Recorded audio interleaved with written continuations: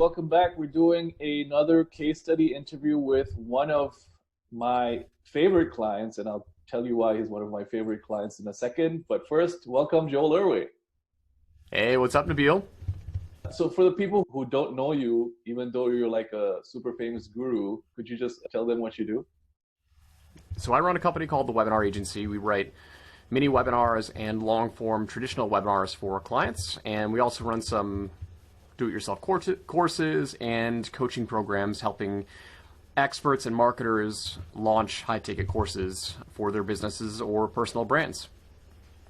And the reason why Joel is one of my favorite clients is that I love working with people whose product actually delivers on the promise, because it makes it very easy to write the copy. Like, I don't have to do much.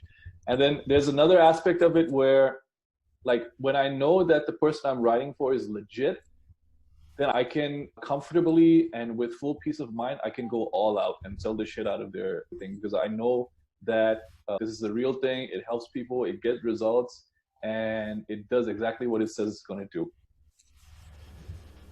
Awesome, man. I appreciate that. It helps to have a rock star like you on the team and producing our message so it's congruent with our brand. All right, so I'm just gonna ask you a few questions about your work with us, and then we might take a few detours along the way. Right? Cool. So have you worked with copywriters in the past, and to what extent? Yeah, I actually worked with quite a few copywriters in the past for a multitude of different projects. So what we ended up working with you on, I've never hired anybody in the past before. So I had, when we first started our engagement, the whole goal was it was more of a branding project. It was more of a branding project where you were going to be essentially taking over my social media content, posting daily, which is not anything that I did in the past. So you're posting daily content, and it was something that I had never done before. So I've worked with copywriters to write emails before, to write webinars, to write sales copy, but nothing in terms of awareness, brand awareness, or it's like a hybrid of brand awareness / direct response marketing. So yes, it was a new venture for me, but I have worked with copywriters in the past. And then people might not know this about you, but you're actually a damn good copywriter yourself. And one of the hard things working with you and working with some of my other clients who are actually good at copy is, like, I have to work extra hard to actually top the stuff that you can write on your own. And there's always this competition going on. Like, why am I even writing for this guy? He can already write for himself. Yeah, writing copy takes time. And I knew that if we were able to get more great content pumped out, it was going to make a bigger impact, make bigger results. And that's the main thing, is it just takes time. Like, it just takes a lot of time to sit down and think about this stuff and make sure that it's pushing people closer to the conversion hole whenever you put out a piece of content. And yeah, even if you're a great copywriter, it helps to have somebody on your team who is skilled and knows direct response. And the thing I like about you, Nabil, the most is you get personal branding, which most people don't get. I don't even really get it. Like, it's an art and a skill, and that was one of the biggest lifts that I saw when we started working together. Yeah, it's one thing to write copy, and then it's another thing to how they have mathematics and they have applied mathematics. So it's the same thing. And I know that's a nerd thing engineers will joke about. Yep. And obviously Joel is an engineer, which is why I made the engineer joke. I'm going to ask you something about a particular concept that you teach, because it's going to lead to my next question. And you have this really cool concept, which I love. It's called sales over marketing. And could you explain a little bit about what that means? Sales over marketing, I started teaching it when I realized I was doing it backwards. And so back in 2016, I was trying to grow the webinar agency, trying to get clients, and I had been learning all about marketing. I'd been learning all about digital marketing specifically. And when you learn about digital marketing, you go down a lot of rabbit holes. And marketing can really be a distractor for what you really need. Because I didn't really need marketing. What I needed was clients. And I didn't understand the distinction between sales and marketing until it was like my back was up against a wall. I was spending tens of thousands of dollars on masterminds, on coaches, on programs, on ads, and really not moving the needle. Everybody was talking about these different types of funnels that you should build, and they're all marketing funnels. And when you understand that marketing is really like warming up an audience that is not ready to buy right now, and sales is speaking to high intent decision makers, high intent customers, if you don't understand that distinction, then you are going to fall into the marketing trap. This is not to say that marketing is not important, but until you're at a certain stage in business, like, you really shouldn't be focused on marketing, right? You shouldn't be focused, this is my belief, you shouldn't be focused on educating an audience that is not yet ready to buy, because the more education you have to do, the more it's going to cost you to acquire a customer. And until you realize, I learned this from The Ultimate Sales Machine, Chet Holmes has this concept called the buyer's pyramid. There's 3 to 10% of your market that's ready to buy right now. Right now. And if you are able to craft a message to speak to them and generate customers now, those are sales activities. That's sales related activities. And that is really what many people should be focusing on. Everybody should be focusing on it on a daily basis. But what 95% of the marketplace does right now, if you're struggling to get clients, we're all focusing on marketing, which is warming up the other 90% of your market who's not ready to make a decision right now. And what I said before is the more education that you have to do for your audience, the higher your cost per customer acquisition.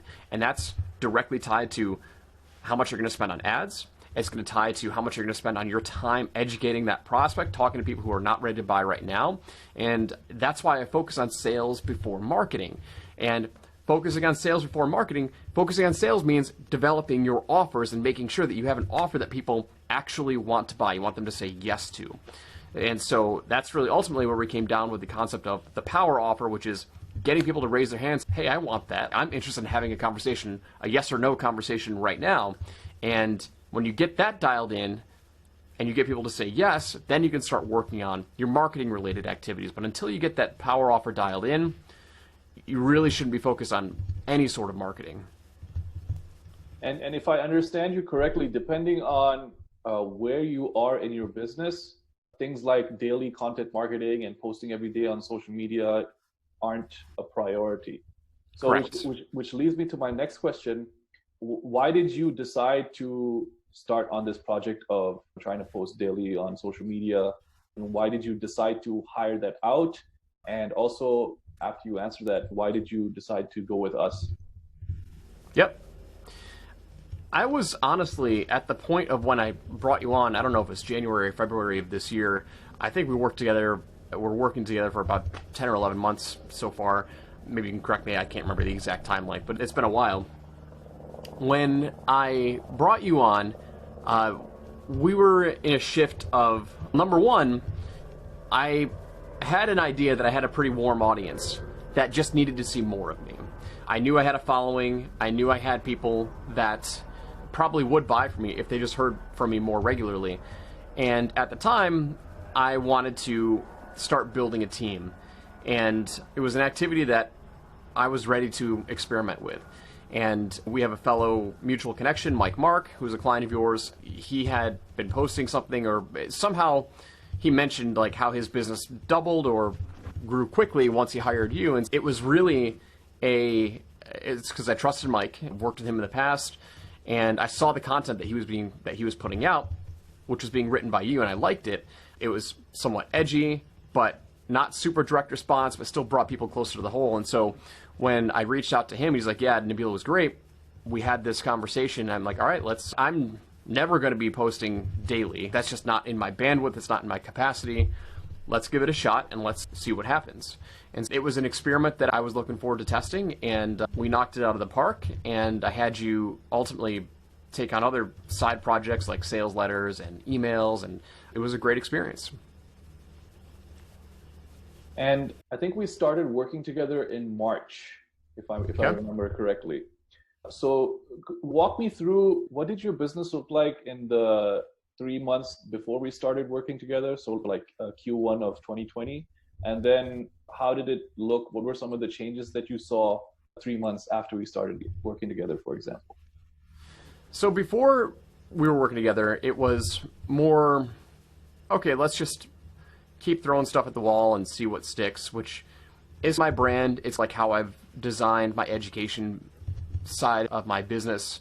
And I'm not a very systematic type of person, and it fits my lifestyle. I really designed this to be more of a lifestyle business, but in the first part of 2020, I really wanted to grow a team, and I wanted to start to put processes, and I wanted to start to put core elements in place that can be repeatable. And after we started working together, we were now posting daily. The number one thing that happened that you can't really measure is word of mouth and referrals and organic leads and sales came in like crazy. Lots of people were reaching out to me saying they loved my content. They loved the stuff that I was putting out. I had guys like big name podcasts like Mike Dillard, Roland Frazier, Onyx and Gall. These are all guys that reached out to me and asked me to be on their podcast because they were seeing my content and they were loving my concepts. And so that's the type of stuff that really stands out. And we were able to take like the best hits of what we created over the past 6 months. We would turn them into ads, like more brand awareness ads, like funny ads. You created a few memes that have just caught fire.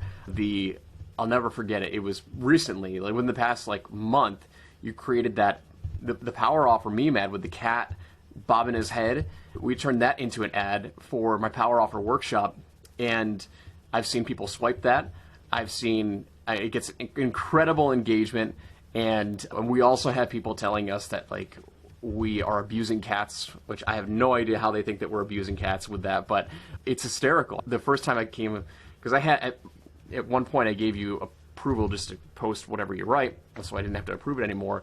It came across my feed, and I remember as soon as it got me to stop, I'm like, holy shit, that's my ad, or that's my post, and I laughed so hard. And that's the type of stuff that gets people's attention. I've had other big name gurus see that ad, and like, they said it was the ad of the year. This wins the best ad of 2020. So that stuff is the stuff that like is very unique, meaning like you can't teach that. You can't teach somebody to create memes around your personal brand. Maybe you can. I'm sure you can teach anything, but that's the type of stuff that I was really impressed with, and that kept my brand top of mind and really got the attention of a lot of people. Awesome. I'm so glad it's doing so well. We actually created a bunch of memes for you.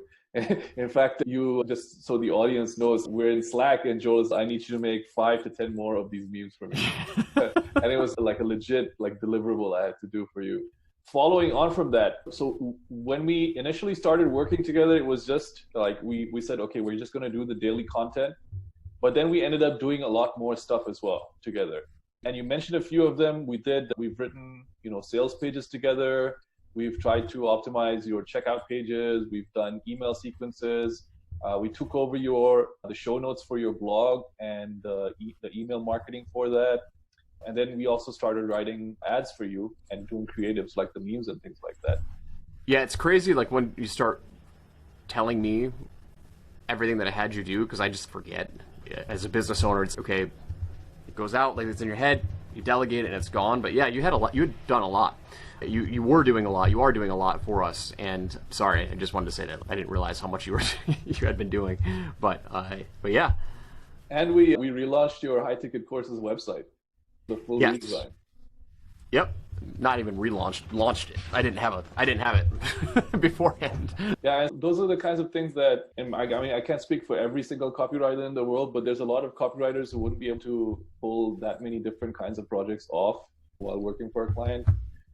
Most of the time, there's this thing we have with copywriters or anybody that's a service provider that offers services, like the idea of scope creep. And then there's a lot of copywriters who are really protective of, these are the deliverables that I said I'm going to give you, and this is what you get. But in the way I'm thinking is, and the reason why I offer to do all of these extra things for you, the way I'm thinking is that I want you to be a client of mine like forever. So that little bit of extra stuff that I do, and it's not all the time. It's once every other month I might have to do something. And that little bit of extra things that I have to do, like the LTV of the client goes from 6 months to a year to 18 months to 24 months. And then you can't really put a price on that, and you can't calculate that in terms of these are the deliverables and this is what you got to do. 100%. All right. So what were some of the concerns or uncertainties you had before deciding to work with us to be essentially your voice online for your personal brand?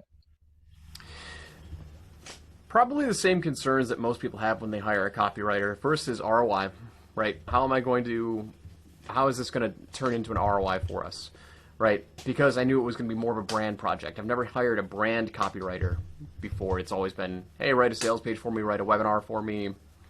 You can get a pretty good idea if it's converting or not early on because it's directly sales driven. So this is my first kind of brand driven copywriter that I've worked with, and so that was the main concern was, hey, am I going to get an ROI?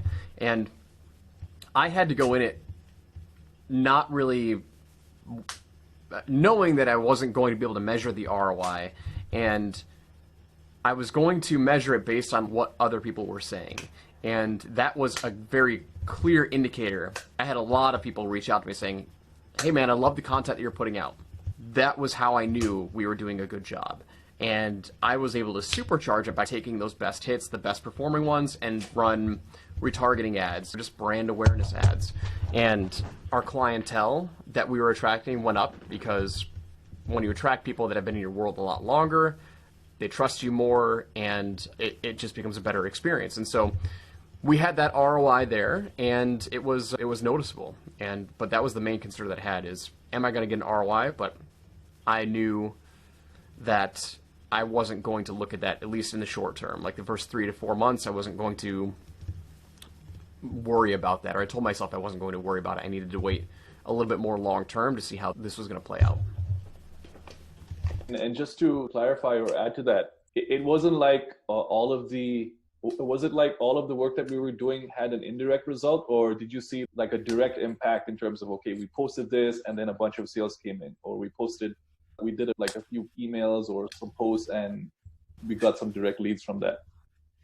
Yeah, at one point we got into a routine where I think every Wednesday was our offer day. So it was like Monday through Sunday, every day except Wednesday was going to be promote a podcast or do brand-driven stuff, but we made a decision that every Wednesday we were going to make some sort of offer, whether it was going to be for my low-ticket stuff, whether it was going to be speak with us about agency services. Once we started doing that, it became a little bit more cyclical and repeatable. Okay, cool, like we'd usually get a little bit of a spike on Wednesday with sales or with leads coming in. And when we implemented that, yes, we had more predictability and we definitely saw a spike. But I did that because I needed to see, okay, like, how is it that how can I determine when we get a result or when we can start to measure this rather than just doing random posts all the time? We put a system together and that really helped once it was that every Wednesday type deal. And I think you're absolutely right. It's, I guess, virtually impossible to measure because you don't know how long someone's been in your sphere of influence before they decide that, okay, this is the post that is going to get me to act. Yep.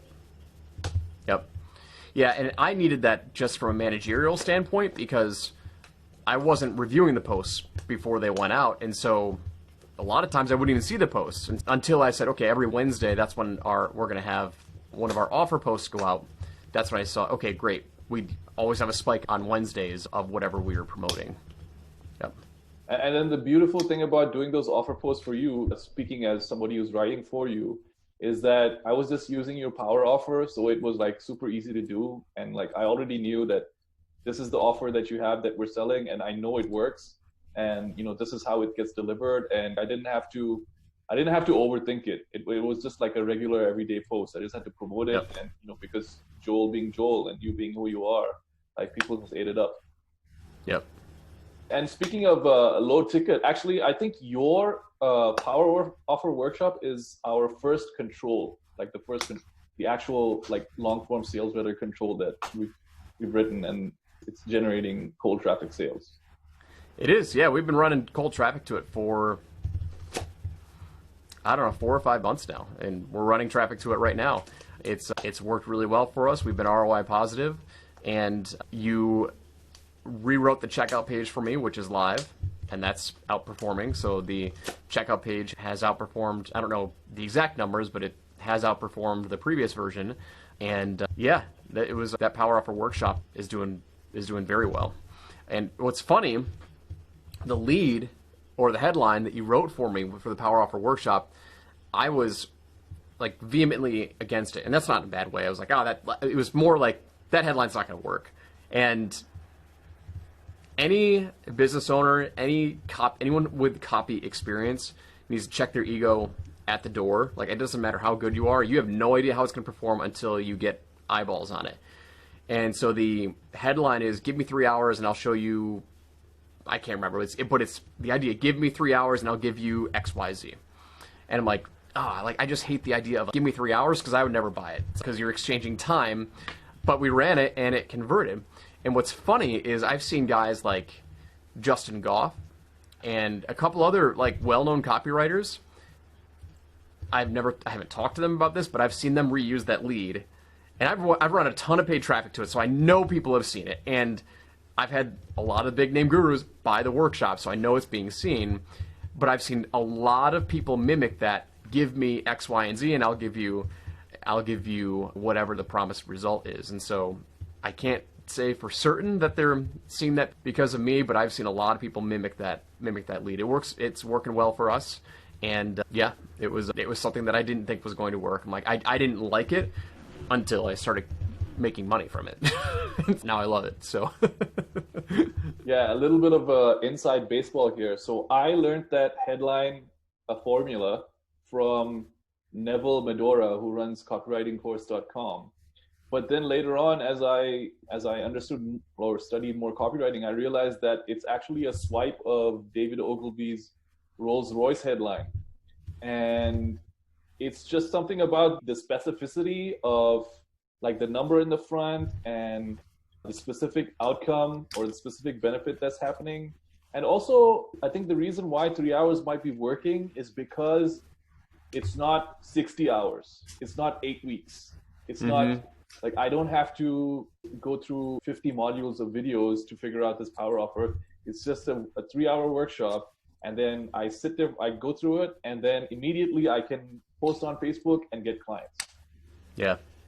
I'm hoping, to be honest, man, I'm hoping the power offer framework becomes like a control, like an Ogilvy control, like one of these headline controls. And it's funny because I see so many people using it, and that power offer workshop has done, it's done so well for our brand, not just monetarily, but like just raising our brand to a status level of, hey, you need to go check out Joel's stuff. Like, word of mouth is through the roof. We have people who want to promote it as an affiliate. So yeah, it's been great, and that sales page has worked really well. And that's absolutely true, because anytime someone asks me to like critique their copy, anytime someone asks me to critique their copy and I find the offer is weak, I just tell them the offer is weak. Please go to powerofferworkshop.com. It's $37. Get it, go through it, and fix your offer, because that's the thing that's gonna make the difference. Yep. So I don't know how many people I've told that to, but it's a good benefit because it saves me time as well. All right. So now it's not all been like, what is the roses and what is the phrase? Something roses. Candy canes and rainbows. Okay, exactly. So what were some of the challenges that you faced working with us? And I know I'm not always the easiest person to work with. You're just an asshole. No, I'm just kidding. Working with any copywriter, especially somebody who is willing to push the boundaries and push the edge, which you've told me a few times, hey, I want to push the boundaries, and because that's what, when you play on the edges, that's what brings your most ideal clients closer to you, and it repels the people that you don't want to work with. So there were a couple of times where we had some edgy posts that went out there that probably crossed the line of what I'm comfortable doing in terms of brand marketing. And so that was really it, but you have to have somebody on your team who understands that. It's not necessarily a con. You have to, I would challenge any business owner to create that type of content, to push the edge, to push the boundary. There was one post in particular that I remember I took down. I only took it down because we had revealed names, which I wasn't comfortable with. I think the story was fine, but we revealed names, and I took it down, or I didn't take it down, but I muted it, or I made it so it was only visible by me, but it had tremendously positive engagement, and that's what happens. Like, when you tell those stories that that are on the edge, it gets the attention, it's juicy, and it brings people closer to you. And all the comments that I read they were bringing people closer to me. And I was at a point where I didn't want to review every single post, because you were creating posts every single day. So it's okay, at a time, I gave you full reign, like, great, go post. And it was really just that one time where I saw the post, well, okay, I'm not comfortable with this message, and so I took it down. But I would follow up with that comment and saying, it performed well, but everyone needs to be able to find that edge, find that line of where you're willing to go, because it is extremely effective in bringing your ideal clients closer to you. There's only so much bland stuff that you can put out there, and you don't want to put that much stuff out there. I mean, like, Dan Henry is an excellent example. Brilliant marketer, respect him tremendously, and he puts out a lot of edgy content because that's his brand, and he has a raving fan base. And so you have to find your voice, and you have to also find your edge. And so you'll cross the line a couple times, and maybe you have to figure out how to cover your tracks, but that only means that you're doing good work. And I have to say, and I told this to Mike as well, I have clients that I work with that, like, on the scale of pedantry, like on a 1 to 10, I have some clients that are like a 9 or a 10. I've worked with people like that. And I have some clients that are like a 2 or a 3. You're much far on the lower end of the spectrum. You were so easy to work with, partly because you couldn't be, like, you just didn't have the time, or you weren't really interested in looking at all the posts. So he's like, let's go ahead and do it, which is fine by me. And then the only times and it happens with some of the other clients too, who give me the freedom and the leeway, we're going to make mistakes. Like, no copywriter is going to get it right 100% of the time, especially if they actually care about writing, like, good shit for the client that is actually going to make an impact. So, like, most of the time, and me, I'm a little bit more on the aggressive side, so I tend to push the boundaries a little bit more. But that's where, like, the client has to come in and say, okay, hey, listen, we don't want to do this. And then just one time telling the copywriter one time is enough. And then going forward, they'll just make the adjustment, and you'll keep going from there. Yep. 100%. So what's been, I know we mentioned it sporadically and spread out over the course of the discussion, but what has been, if you could summarize, what has been the impact to your business over the 9 months that we've been working together, either directly or indirectly? It's been great. So I'm one of these entrepreneurs that jumps from project to project. And so I'm probably, like, self-admittedly, probably one of the worst clients to work with. Like, I know you are trying to build me up on this huge pedestal, and you say I'm awesome to work with, but I know it can be difficult because I'm entrepreneurial ADD, jump from project to project. But I will say this was our best year revenue-wise ever, and we increased revenue probably by about 50 or 60% year over year, and we had huge jumps in revenue from May, June, July, August, and I think September were all record months, every single month. Like, we broke a new record every single month. And a lot of that was due to referral work. And referral work is a direct response to nailing your brand awareness and your brand marketing. Yes, you have to do great work to get referrals, but a lot of people who were saying, hey, I love your content, and they were not coming through one of our paid traffic funnels. They were coming from following me on social media, following me via email, etc. 5 record-breaking months in a row, like 4 or 5 record-breaking months in a row. I can't remember exactly what it was, but it was at least 4. I think it was 5. And a lot of that was when we weren't spending a whole lot of money on paid traffic. There you go. That's probably as best of an indicator as I can tell you. We weren't really running our long-form webinar ads, which is a driver of our course sales. Our agency just went through the roof during those months, and a lot of that was due to everyone's talking about us. Brand awareness was at an all-time high. And yeah, so 100%, you were a big part in that. And as much as I'd like to take 100% of the credit, Joel actually he built a phenomenal team around him. He hired a client success coach. He hired a high-ticket salesperson who was absolutely crushing it on the calls. So I'm pretty sure that had a lot to do with it as well. And also he launched his coaching program, which like overnight with a Google Doc and a 10-minute live stream brought in over 6 figures in revenue. And I didn't write any of the copy for that promotion. I can't take all of the credit.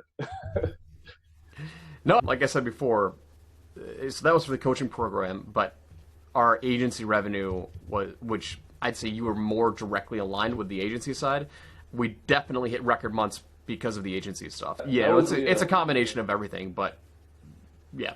That was the only thing that I wanted to sell because I know it's a massive investment, and then if I can sell even one of those, like you're in ROI for the month on our retainer. So like that was the only thing I cared about selling. I gotta sell this agency offer. Yeah. All right. So last question. Fun discussion. Thank you so much for your time. What would you say to someone who is considering delegating their copywriting? Either they want organic content or they want somebody to write their emails or whatever it is, but they're having trouble letting go. Like they're afraid of giving up control and they're afraid of trusting a copywriter with their voice and their brand. What I will say is that they're specifically looking at working with you. Number one, they should be committed to building their personal brand or company brand. They should be committed to brand marketing. You are a direct response marketer who also understands brand marketing, which is a very unique skill set.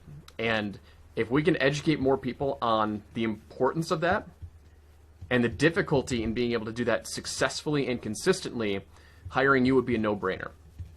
So what somebody needs to really focus on is, yes, they need to be willing to let go. Most entrepreneurs, or successful, I don't want to say entrepreneurs. A successful business owner will not have that issue. I don't even call myself a business owner. I'm more of an entrepreneur because I'm lifestyle focused. And as I've self-admitted before, I jump from project to project to project. If a business owner is considering this, they're not going to have any issue letting go, but they also have to understand the tremendous ROI that can happen when you have somebody who can develop edgy content that is on brand and knows how to attract that ideal customer. Never in a million years would I have thought memes would work for my audience, but you threw a couple out there and they just fucking crushed it. And I'm like, that's awesome. That's something that my creative brain never would have considered.